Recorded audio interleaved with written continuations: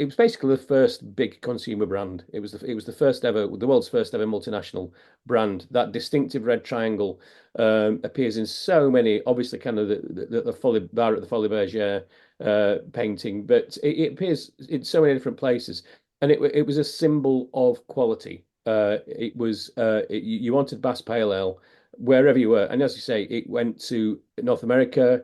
It went to Australia. It went all around the world when global brands really were not a thing. And it was pale, it was bitter, it was bright, it was sparkling, it was pale. It looked great in a glass, and it kind of swept all before it until Pilsner Lager came along about 50 years later and took over. That's journalist Pete Brown discussing the country's most famous brewery and the subject of today's episode of One Iconic Beer. Today, Bass is a single beer brewed by a multinational giant, but it was at one time the world's biggest and most technologically advanced breweries. Founded in the 18th century, Bass has an incredible history. Eventually, the brewery's signature pale ale would become world famous before evolving into the modern cask ale we know today. In many ways, in telling the story of Bass, we're recounting the history of brewing in Britain over the last 2 centuries. To unpack this story, we're going to hear from Harry White, who started at Bass in their R&D department in 1977. He would go on to become Director of Quality Assurance in 1989, and he stayed with the company until 2007. Today, he's the chairman of the National Brewery Heritage Trust in Burton Upon Trent, his hometown. We're also going to hear from Pete Brown, one of the most celebrated beer writers in the world, and the author of, most recently, Tasting Notes, The Art and Science of Pairing Beer and Music. He's the author of over a dozen books, including Miracle Brew, one of the best books at explaining beer to a general audience, and one of my favorites. This podcast is hosted by All About Beer and myself, Jeff Allworth. I'm a writer and the author of books like The Beer Bible and The Secrets of Master Brewers. All About Beer magazine was founded nearly 50 years ago and is the most comprehensive source for beer information on the internet. Go to allaboutbeer.com to find more podcasts, beer news, insight, and opinion. But first, a word from the important partners who make this podcast possible. This episode of the One Iconic Beer podcast is supported by RAR BSG, trusted supplier to brewers, distillers, and beverage makers across North America. From the barley field to your brewhouse, we're proud to support the people behind great beer with the ingredients, expertise, and service they depend on. Whether you're brewing the next great American double IPA or crafting an award-winning continental lager, RAR BSG provides the industry's finest quality, selection, and support. Behind every great, or even iconic, pint, there is a partner who knows what it takes to make it happen. RAR BSG is proud to keep the beer flowing with you. Tired of inconsistent fermentations and off flavors in your beer? It's time to strike back with Yeast Lightning Nutrient from Escarpment Labs. Unlike generic nutrients, Yeast Lightning is a balanced blend containing bioavailable zinc, magnesium, and B vitamins designed specifically for beer yeast. It's been proven to shorten fermentation times and improve final beer flavor. Plus, it helps you get more generations out of your yeast, saving you money on every batch. Whether it's a dry hopped IPA or a crisp lager, give your yeast the fuel that they actually need. Order your first pack today by emailing sales@escarpmentlabs.com. Mention the All About Beer podcast to get free shipping on your first order. Britain in the late 18th century was a really exciting time for brewing. We were in the middle of the Industrial Revolution, and the development of breweries kind of went hand in hand with that. We were the first country to industrialize. And although this doesn't get taught in school at all, the brewers were kind of the innovators with a lot of the new technologies, with things like steam power, hydrometers, microscopes, bit early for microscopes, but yeah, all this stuff was going on. And so brewing was kind of striding ahead in a really exciting way. That's Pete Brown giving us an overview of the moment Bass entered the stage when it was founded in 1777. At the time, its West Midlands home of Burton Upon Trent was a small town on the periphery of brewing. This period marked the dawn of the Industrial Revolution, and over the next 100 years, brewing would go through a massive technological shift. Nearly all of it would happen first in Britain, and the changes started with London's breweries south of Burton. Porter was the first industrial beer. Before that, a lot of pubs brewed their own beer, and then porter really benefited from economies of scale, and so it became cheaper for brewers for pubs to buy beer rather than brew it themselves. So porter became this huge beer, the beer of the Industrial Revolution. Burton was slightly different. So porter was very much focused on London. Everybody brewed porter. Brewers in Burton brewed porter. But Burton had a reputation for brewing beers that travelled really well. It's kind of strange for a small landlocked town. It was You could get beers to the coast by the mid 18th century after the navigation opened up the river. But everyone just knew that Burton beers travelled really well and stored and kept very well for a long time. Um, and it wouldn't be until the late 19th century that people figured out why. And it was all because of the water. The water around Burton on Trent is really hard, very, very high in sulfates.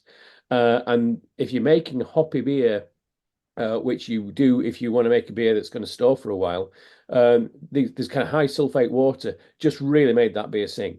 So you get recipes that were brewed in London, you brew exactly the same beer in Burton with the same ingredients, and it just tastes better. In the early days, water characterized a Burton beer, but soon a new technology arrived that changed the way they looked. Yeah. So there was a lot of different technologies that went into it. I guess the key one was a breakthrough in malting technology. At one point, we were still malting barley over wood fires or hay, and you're getting that smoky taint to it.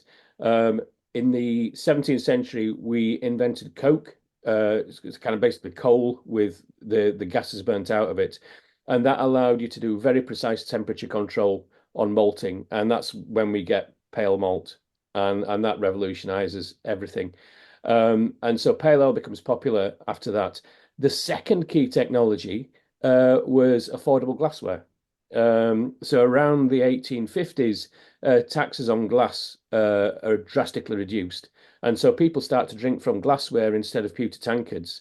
And this beautiful shining pale ale, it becomes incredibly fashionable because of that. And pale ale became the drink of Victorian society because it looked great in a glass. The new malting techniques and the hop-friendly hard water caused Burton's beer to evolve, and these new pale bitter beers would serve a growing British Empire that would soon send them around the world. Burton originally was famous for Burton brown ale.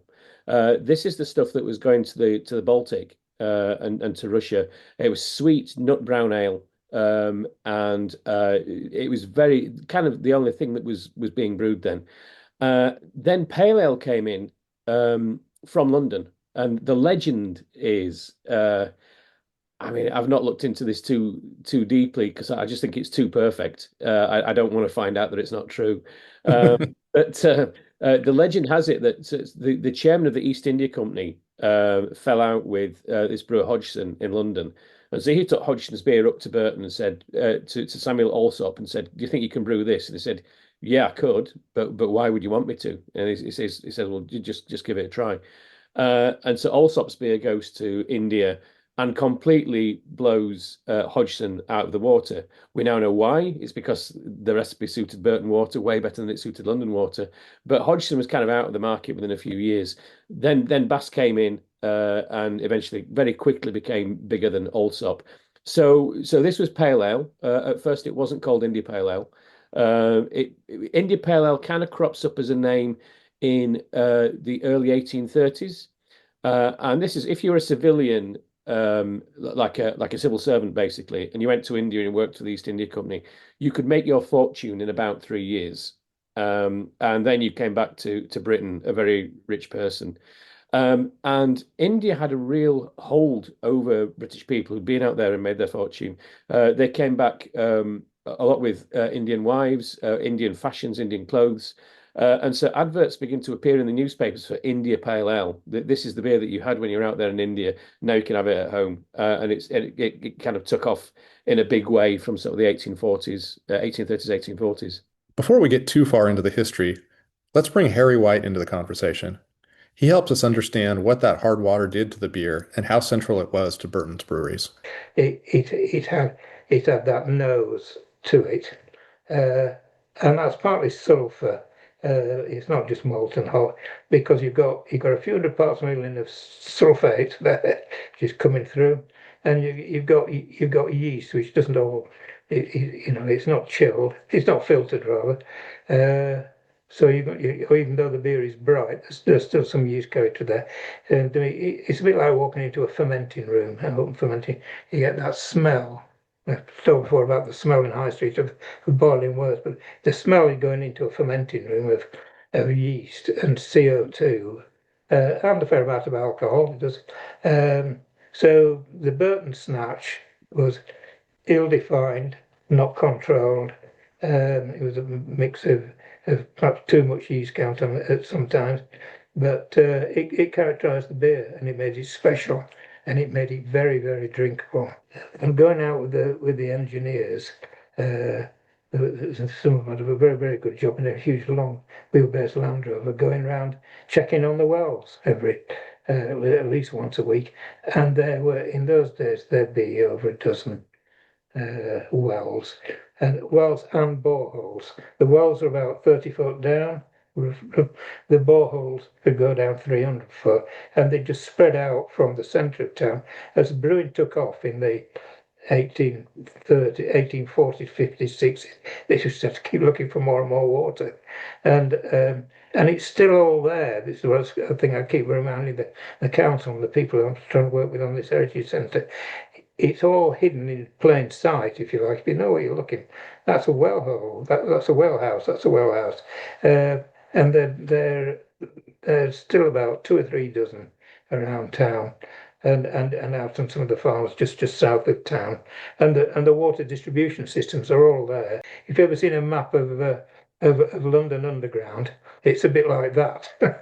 It's the distribution system. So it's there. You've got to be very careful when you start to dig up the roads or anywhere in Burton, because the chances if you don't know what you're doing, you'll hit a water main, and they're big.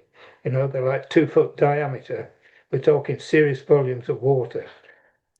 And yes, it was very it was known from the 18th century. In fact, yeah, early 1700, that Burton's beers were well known and recognised, even as far down as London those days, and it was put down to what was called the minerality of the water, and it had an effect, and it does. I mean, it's primarily sulfates and calciums, some chloride there as well, and the salts of the calcium, but it's calcium sulfate, which is gypsum in the main, and it affects, I don't know how much brewing you know or clear with, but it affects the pH from mashing in onwards. So it optimizes all the metabolic reactions you want to take place in the mash tun and whatever, and wort boiling. So it affects the pH of the wort and the beer, and it affects the flavour. People to taste water that's got a few hundred parts per million of sulfate in, compared with distilled water, it's bitter. It's bitter and it's dry. And that they're two characteristic flavours of Burton beers. And that was recognised and capitalised on in a big way. All right, back to our history. In the 19th century, pale ales started becoming popular, but these weren't the bitters you find on cask now. They were aged beers, brewed with a bitter hop load that needed to sit for months to ripen. Pete described them for us. One of the big train stations in London, St Pancras Station, was the main line. It's still the main line. If you're going to go from Burton on Trent down to London by train, that's the station you go into. That station was custom built to store hogsheads of IPA in the cellar, in the Undercroft. And if the beer didn't go to India on its 6-month sea journey, it sat and aged for a year in these cellars, like under St Pancras and other places. So it was about the aging, it was about the conditioning, and a lot of contemporary accounts talk about the beer being ripe, or the beer not being ripe yet. And I'm obsessed with this idea of what the ripe beer must have tasted like and what an unripe beer must have tasted like. We did occasionally use American hops, and you get people writing about the disagreeable aroma of blackcurrant leaf that American hops have. So it really wasn't about the aromatics. It was about the bitterness, and it was about the balance and the blend of it. And what did this 19th century pale ale taste like? There's a lot of speculation. One of the big speculations is whether there would have been any Brett character to it. Now, we're talking about before Pasteur, before pasteurization, before microbiology. So I think it would have been inevitable that there would have been some kind of Brett character to it. We know for a fact that Brett was a big feature in porter, because Brettanomyces, the British fungus, it was discovered in porter breweries a few years later. So I think it probably had a bit of a Brett character. Like I say, no kind of real hop aroma. I think a firm malty base, and I think with a bit of, and I think that maybe that Brett character would have given it that champagne edge that got it, which meant that it got all those champagne comparisons as well. So I think it would have been an amazing beer. You may be scratching your head about this. Bass isn't a strong, aged, vinous beer today. What happened? Pete Brown describes Bass's evolution. Yeah, so it evolved quite a lot, really. Two big things happened. One is a lot more people in Britain got jobs that were not just manual, and so right until the early 20th century, people were drinking 7, 8 pints of beer a day while they were working. Suddenly, you're a clerk in an office, and you can't really do that. So the strength of beer had to come down. And the tax on beer in the 1860s was revised, and beer became taxed on its ABV, on its strength, and so immediately what we see is a drop in the average ABV of a pint of beer from about 7, 8% to about 4. And then World War One happened, scarcity of raw materials, and also kind of measures against factory workers being drunk. So the strength of beer came down to less than 3%. And it stayed like that for most of the 20th century. So we have Green King IPA here at the moment, which is a big brand. A lot of beer nerds go, that's not a proper IPA, that's not a real IPA because it's only 3.6%. When it was first brewed in 1928, that was the average strength of an IPA. You wouldn't, if you could bring a brewer from the 1920s forward in time now and say, describe me an IPA, they'd describe you this 3.6%, not very hoppy, quite bland beer. So Bass becomes, we get the invention of real ale. So we get the hand pumps on the bar, and instead of being aged, beer is served fresh. So it's still live, it's still got yeast working in it. We get Pasteur, we get the microscope. We understand how that yeast is the primary agent of fermentation for the first time in the 1870s. And so we get this kind of living, breathing real ale, and Bass was just beloved, really. It was nice and bitter. There's a quality in the water, a slightly sulfurous quality in some of the Burton water that became known as the Burton Snatch, and so that was kind of a characteristic of Bass, and it was just one of the first beers to be loved all across the UK. Where most beers were very, very much regional, Bass was pretty much the first national brand. Now that we've covered the broad contours of Bass's long history, let's drop into Burton with Harry White as he found it when he arrived in the 1970s. I joined a company called Bass Charrington. It had been formed from the merger of Bass in Burton, which in fact had merged with Mitchell and Butlers in Birmingham. So I was joining a national brewing company, still relatively newly formed. He was still just about 10 years old, but if you know anything about how companies merge, it all sounds and looks good on paper, but the reality is something different. People have to learn to work with one another, organisations are sorted out and what have you. So I joined Bass Charrington. I was based in Burton in the R&D department in Burton High Street, which was right next, very close by the breweries.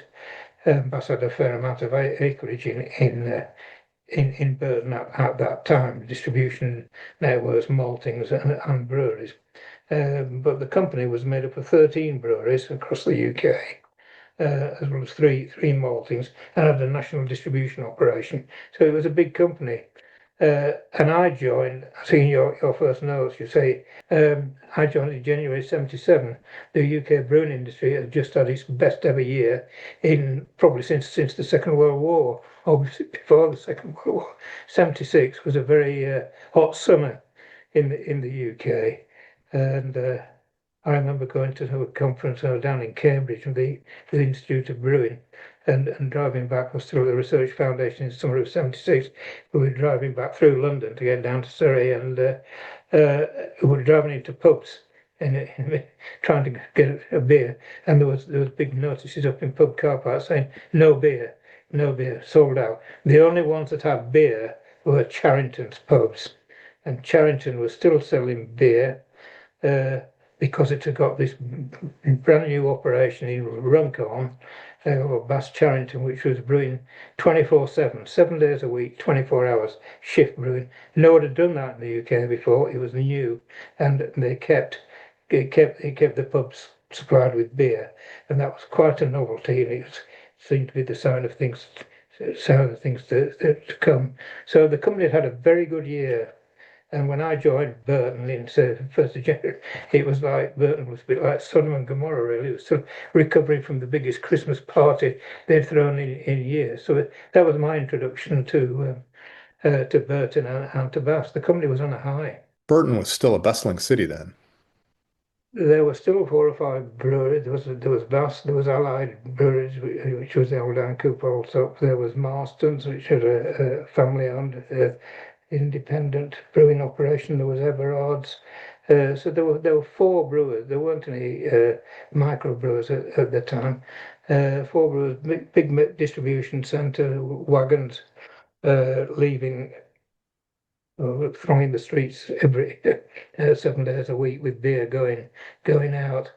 The brewers all met up. That's practicing brewers would meet up once a month formally for something called the PDPU, which was the payday piss up, and they all got paid on one Thursday in the month.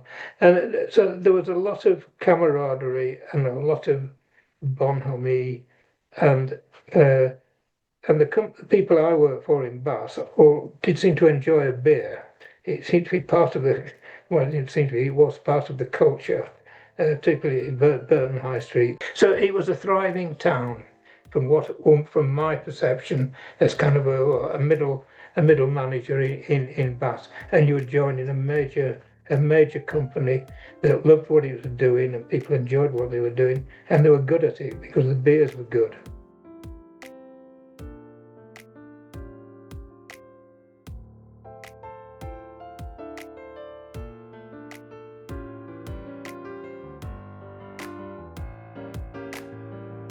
When we come back, we're going to hear what Bass looked like in the 1970s, but first, this message.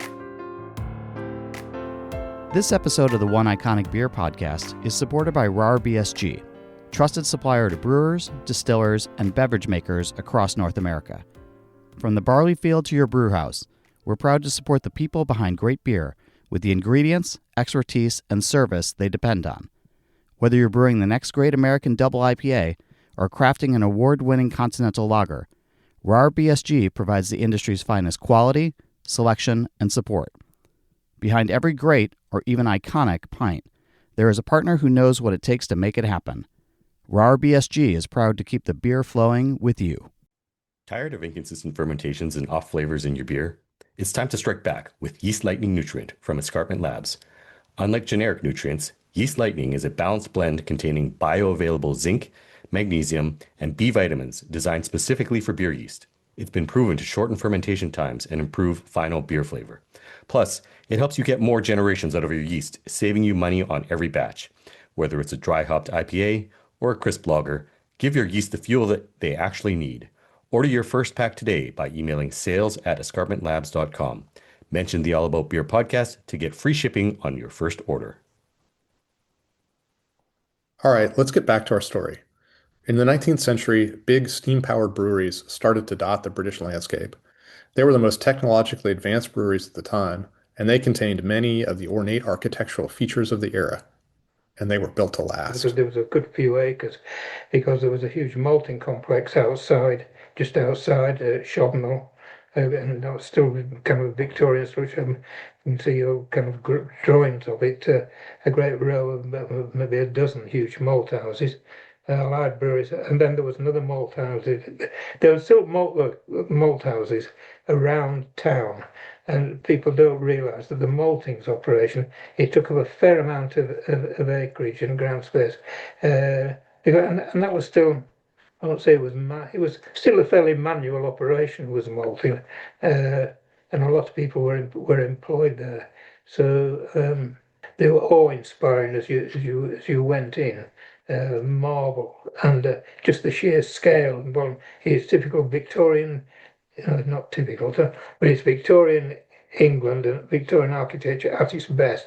I think it was meant to humble and impress suppliers when they came in knocking on the doors. Right? So the old brewery was closed. Well, the site was still there, and then there was walking up the stairs. There was number two brewery, which had been built in 1860s and was called the New Brewery. That's where the draft bass was brewed, which is what you want to talk about. So number two, an impressive operation, and linked by transfer mains over the town across the road into what had been the Middle Brewery. So Bass had three breweries: the old brewery, the new brewery, the middle brewery. Middle brewery was closed, but I'll come on to it because that was where all the beer conditioning took place. And at the side of number two brewery, they built Surprise number one brewery. It's called number one because it was just built in the early 70s, and that was on the site of an old maltings, the Dowley Maltings. And number one brewery had a European, I think it was Swiss brew house, and it was brewing lager, and that was all new. That's the sign of things to come. A lager brewery in Burton on Trent, at the side of number two brewery, the old brewery. So that was the layout, and then there was distribution depots, and also if you want the layout, everything was still very much steam driven, and there were boiler houses all over the place. Every street corner, boiler houses and chimneys and great piles of coal everywhere. So it was, it wasn't quite Victorian, but it hadn't moved on. There was none of the. It was all still very, very manual and driven by steam. As we learned from Pete, Britain shifted away from the aged beers to fresh cask ales of the 20th century. Bass was one of the national leaders in cask ale, much of it feeding their empire of pubs around the country. It was no longer the largest brewer in the world, but it was big, and it impressed a young Harry White. I asked him to take us on a tour of the brewery, and he started with the on-site maltings, where the brewery prepared the barley for brewing. When I first started, there was 4 maltings there, yeah. Lots of photos. The 70s, still being replaced by salad in boxes. If you know what they are, pneumatic, automated screws would turn in the grain. Very big maltings at Shomwell. When I retired, we were still malting. Well, we were doing 10 million barrels of beer a year. We had about 200,000 tons of barley coming in. So we had it was a big operation. Yeah, 200,000 tons a year we'd buy. Not just for Burton, there were maltings in Scotland, and there was one in Yorkshire until the 1990s. If you're going to brew beer on a big scale and be serious about it, you need control of your primary raw material. Plus you've got control of the water, right? So next, the barley. So we bought barley, not malt. We had some coloured malts and specialty malts, but our main malts were made in our own maltings, and so we were buying barley, and we bought through the Institute of Brewing approved list of barley varieties. Harry continues, describing the hops Bass used. With hops, yeah. Again, yes, there were British varieties. There were no, we had 13 breweries. You could use any hops you wanted, so long as they were either North Down or Challenger. And that's what we used, particularly. North Down and Challenger 50-50.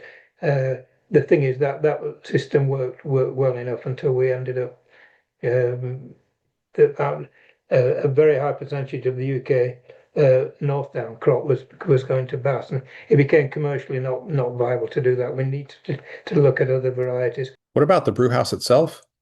They had three of them. The one on which they made their classic Bass cask ale was over 100 years old. Okay. Oh, it was a big building. So they built in the 1860s, and it took them 2 years to knock it down in the early 80s. These things were built to last. I remember my morning. I started in the brew house.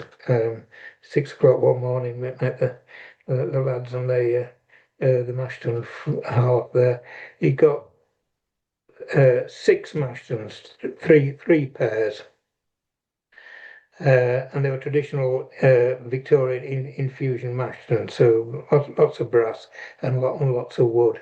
Again, it's the smell in a mash tun of wet grain and sugars, and then sparge in it all. So you got lots of steam and lots of water and lots of smell. It's a smell that is a memory evoking, and you're surrounded. With it's all brick built and lots of wood, lots of pine. But getting beer down from running off a mash tun into an underback, pumping it up to the coppers. So your first words were going on to produce the high gravity beers, and your running beers were on the second words, and running into the coppers and getting up to volume in the copper and then boiling. What were I can't remember those coppers. Originally, they were coal fired. Certainly in the old brewery, they were coal fired. You could still see where the fires were underneath. It all been bricked up. Uh, I'll tell you something. And they were given a good vigorous boil. I'll tell you one thing. I was talking earlier about walking down Burton High Street and the smell. Bass number one, which is a high gravity and 1100 growth, it was boiled for 12 hours. It was a shift and a half. Now, can you imagine it doing that these days? Because it's all driven by energy and money. But yeah, to boil a wort for 12 hours, boy, did you know about that. And then, and that's the thing. The processing was, which just gave the beer its unique characteristics and flavour. If anything in a Burton brewery rivaled the water, it was an old piece of early industrial equipment called a Burton Union set. Harry will describe that in a moment, but first he discusses how Bass cooled the wort and started the fermentation process. So the brew house, quite a complex operation, and it would take a shift to run a normal beer off from mashing in through the copper, paraflow. In number two brewery, then there was still a cool ship. If you know what a cool ship is, huge, expansive brewery. Wasn't used. We're on paraflows, but they've never taken the old one out. So that was still there. And then the shift you'd start to run off from the paraflows into open fermenters, either squares or rounds. Um, and to go into that room, as I was describing, it's the smell of wort and yeast going in. Pitch them on as on transfer into the FVs, so there were these big rooms full of squares and rounds, and that's how people talk about the union system. I'm sure you're going to hear about that, but the cooler worts didn't go straight into the union cells. They went into open vessels first and were pitched, and they'd spend the first 36 hours there until they were really, really vigorous. They were really vigorous fermenting. Then you run them on down to union cells, which is easier said than done because it's pretty active stuff. It's fermenting. It's fermenting well, and again you got the smell of CO2. Um, so. I don't know if you're giving you a picture of the brew house. It was old and a bit of a rabbit warren, really. And lots of guys running around doing various jobs, mostly about pumping and getting spent grains out and all that. But very, very memorable experience. After the beer had fermented for 12 to 24 hours, it would proceed onward to a union set. Developed in the late 1800s, this equipment was used to finish fermentation and clarification. By the late 1970s, only Marston's and Bass still had a union set. Here's Harry describing it. I think it started in about the 1820s in the north of England, actually, in Liverpool. There's some stories that say it's in Liverpool. The Walker, there was a brewery in they were Liverpudlians or Mancunians, came down to Burton and they started it. But I seem to think that John Gretton introduced it to Bass in the 1830s, and it quickly became like it's the Burton Union. So whatever its origins, it became known as the Burton Union system because it just became synonymous with the town. So it was, but yeah, the Union sets were. You've seen pictures, I suppose, and we've got one, the remaining one, on site here in Burton, in a bit of a sad state at the moment, but it's going to cost a lot to put it right. But the sets that we were used to is called a double set. It's 52 casks, so it's 3 barrels, 100 next barrel gallons in each butt. And so there's 50 odd of them, so you got 100.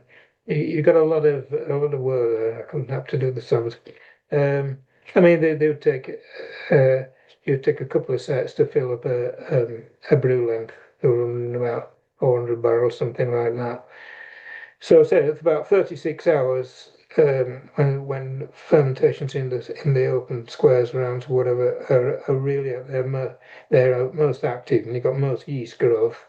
Then you ton them down who complex transfer mains into a union set, which have got 2 huge troughs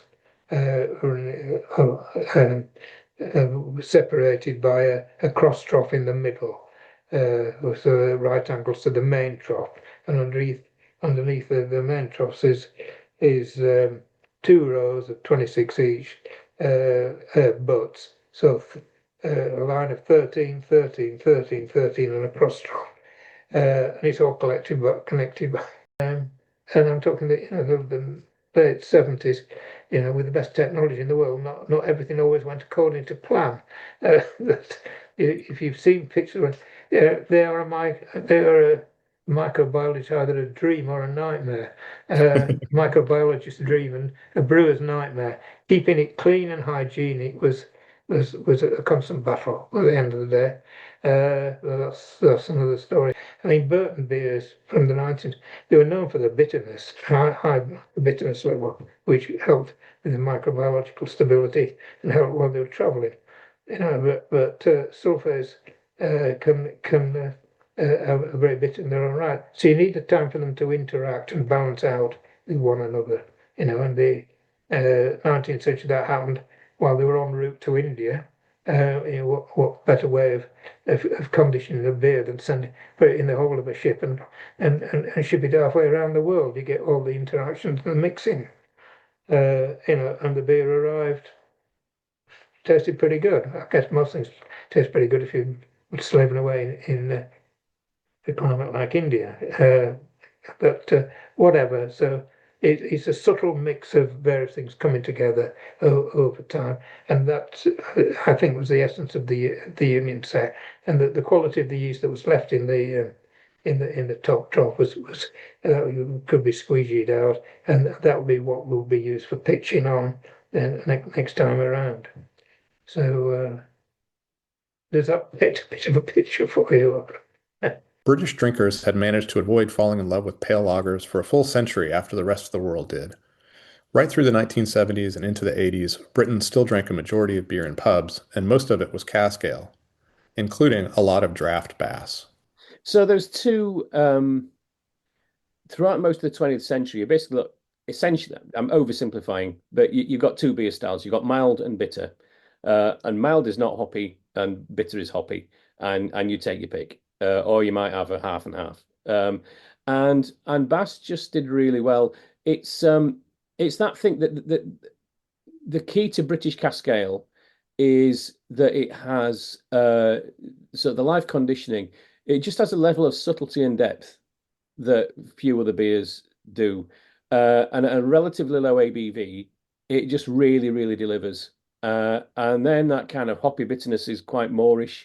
It just keeps you wanting to drink. It's got a slight nuttiness to it.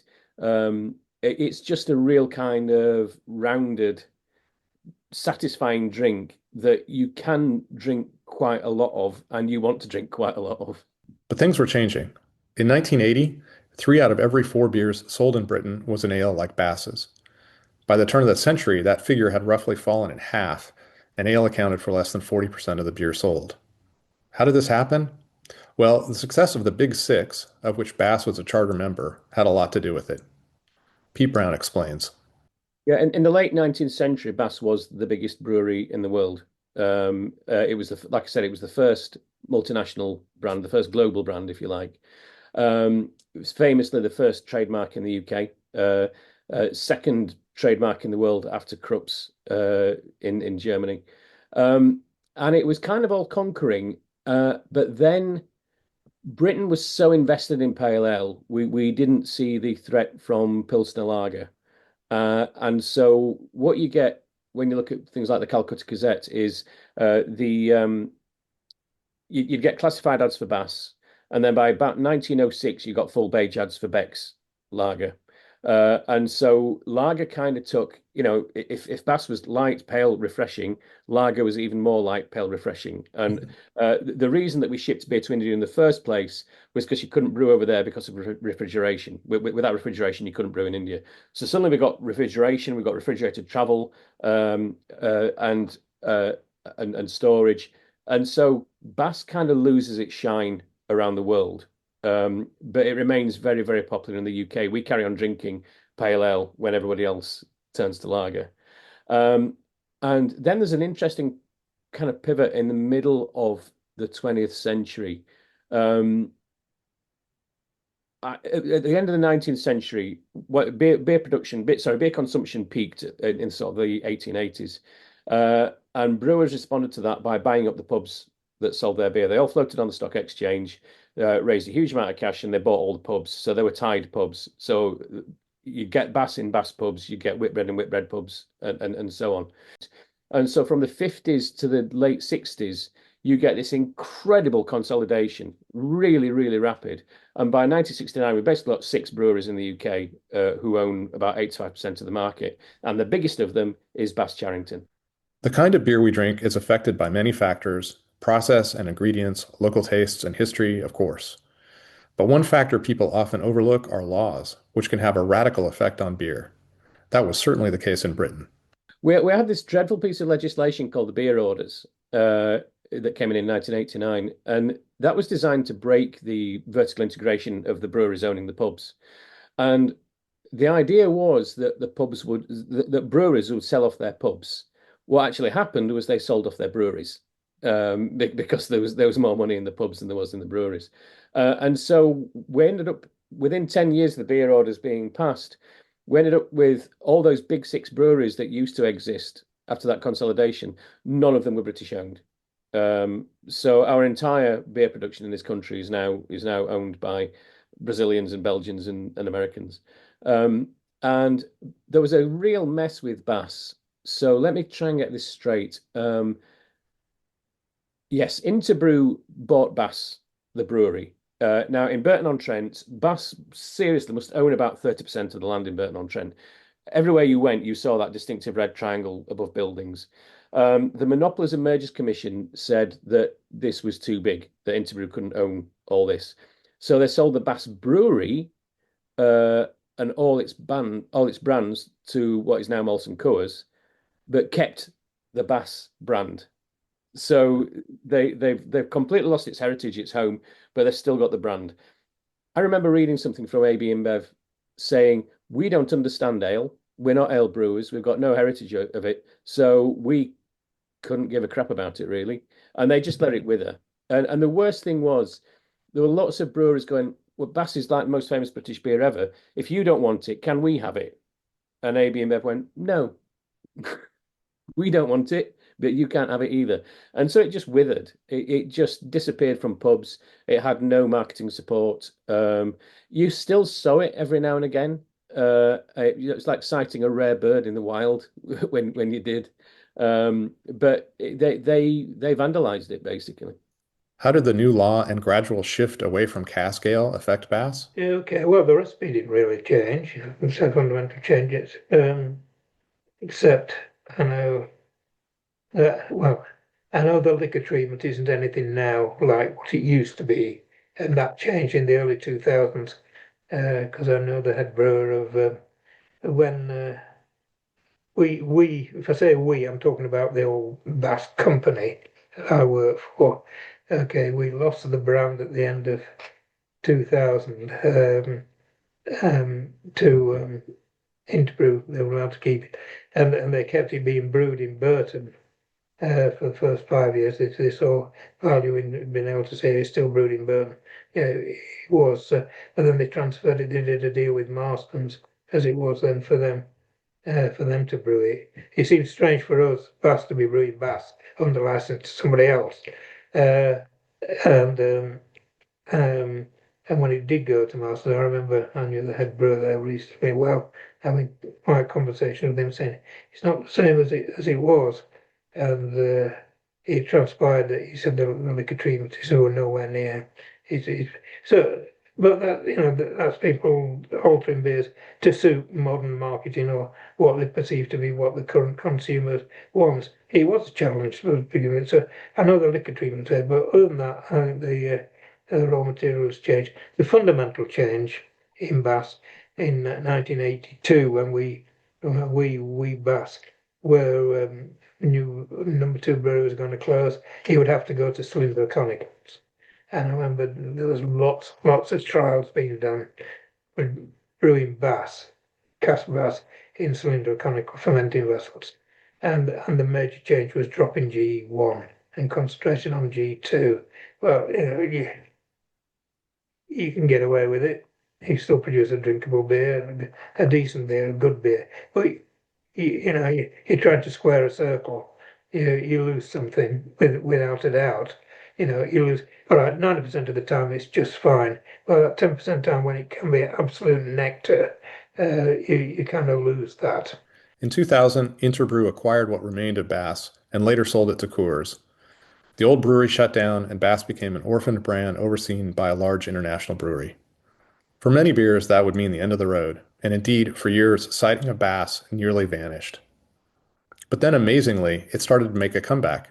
So there's a guy at AB InBev who happens to be a real ale fan, who happened to kind of have Bass in at the bottom of his list of brands that he was responsible for, and he said, "What if we bring this back?" And before this happened, Bass is now brewed under contract by Carlsberg in Burton on Trent. This is really mysterious because if anyone gives less of a shit about cask ale than AB InBev do, it's Carlsberg. They're the biggest cask ale brewer in the world, and they are destroying it as fast as they can. But there's And some. can I Sorry? just interrupt you and have you explain why Carlsberg is brewing it in Burton? Yes, this is a big. Yeah, let's rewind. Um, so because AB InBev don't understand cask ale and have no interest in it, they contracted out the brewing of Bass to Marston's, which was the other big brewer in Burton. Marston's went into a joint venture with Carlsberg. Carlsberg 2 years ago bought them out of that, so the Marston's disappeared from the name. It's now just Carlsberg. They own because of a previous strategy that Marston's had of acquiring cask ale brands around the country. Carlsberg suddenly found themselves the biggest brewer of cask ale in the world, and they have no interest in it whatsoever. So they're axing brands day after day. At least 15 well-loved cask ale brands are now no more. That they've just been axed. But they're still brewing Bass for AB InBev. And I've asked about this and they won't talk to me about it. But clearly within the sort of deep dark corridors of Carlsberg, there's someone who really likes Bass, who's responsible for brewing it. So they're not getting paid any money. They're not getting. They've got no reason to put their heart and soul into it. But I'd say about 4 years ago, people on social media started to go, "Oh, I've just found a pint of Bass in my local, and you know what? It's amazing. It's way better than it was." So this mysterious contract brewer has basically put everything into making Bass great again. This word of mouth thing spread that, hey, if you see bass, it's cracking. It's really fantastic. You must buy one. And so then this guy, AB InBev, kind of gets wind of this and says, okay, why don't we put a bit of promotional support behind it again then?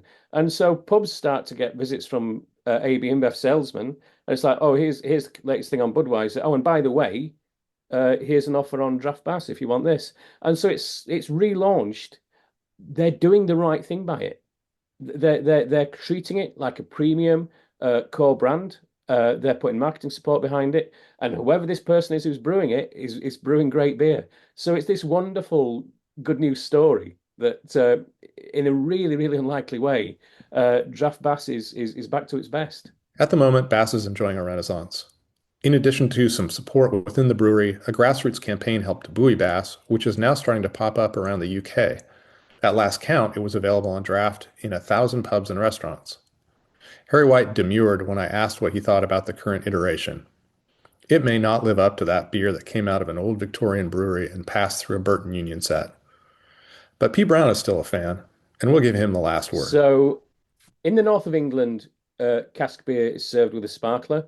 So a little thing that goes over the end of the pump with some tiny holes in it, and it creates this kind of creamy, smooth texture. In the south, we don't do that. Burton on Trent is no man's land. It's between the north and the south. You might get a sparkler, you might not get a sparkler. It depends what day it is and what pub you're in. But a good pint of draft bass is served through a sparkler. It comes out creamy. It's got this surge to it. It's the first sip, you get a kind of slight fruitiness, this wonderful smooth texture, and then this assertive bitterness at the end, but with this kind of caramel malt in the middle of the palate. And it is one of those beers where you're just getting into it, and then your glass is empty, and you think, how did that happen? It's that insane drinkability that a really, really, really great cask ale has. My thanks to Harry White and Pete Brown for joining us to tell this story. This show is produced by All About Beer and was edited by John Paul.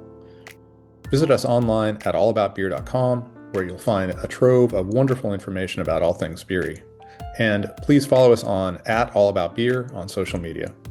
Our music was performed by Anastasia Chubarova, whom you can find on Pixabay. I'm Jeff Allworth.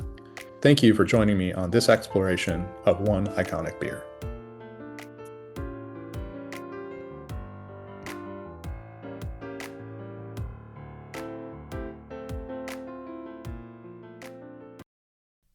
This episode of the One Iconic Beer podcast is supported by RAR BSG, trusted supplier to brewers, distillers, and beverage makers across North America. From the barley field to your brew house, we're proud to support the people behind great beer with the ingredients, expertise, and service they depend on. Whether you're brewing the next great American double IPA or crafting an award-winning continental lager, RAR BSG provides the industry's finest quality, selection, and support. Behind every great, or even iconic, pint, there is a partner who knows what it takes to make it happen. RAR BSG is proud to keep the beer flowing with you. Tired of inconsistent fermentations and off flavors in your beer? It's time to strike back with Yeast Lightning Nutrient from Escarpment Labs. Unlike generic nutrients, Yeast Lightning is a balanced blend containing bioavailable zinc, magnesium, and B vitamins designed specifically for beer yeast. It's been proven to shorten fermentation times and improve final beer flavor. Plus, it helps you get more generations out of your yeast, saving you money on every batch. Whether it's a dry hopped IPA or a crisp lager, give your yeast the fuel that they actually need. Order your first pack today by emailing sales@escarpmentlabs.com. Mention the All About Beer podcast to get free shipping on your first order.